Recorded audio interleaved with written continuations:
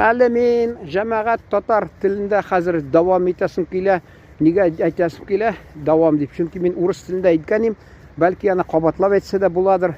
Уақытында біз университетте оқыған шақта айырылып тұрадыр. Қазіргі уақыт, ол уақыттағы.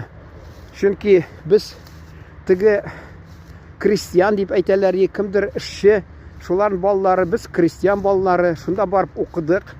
Бізде анда болды түрәләрінің балалары, бірсі хатта 700 сум тұра тұрған плашы бар күннен яқшы, аны гардеробта урлап та кеткәннәр. Мен кизу, яғни дежурный болған шақта аны шауып кірәләр дә, һәрқайсысы киімін іләләр дә, соңдан номерок дегенне алыштыралар да шунда. Шунасын сен аны аңламайшы беріп жіберәсің.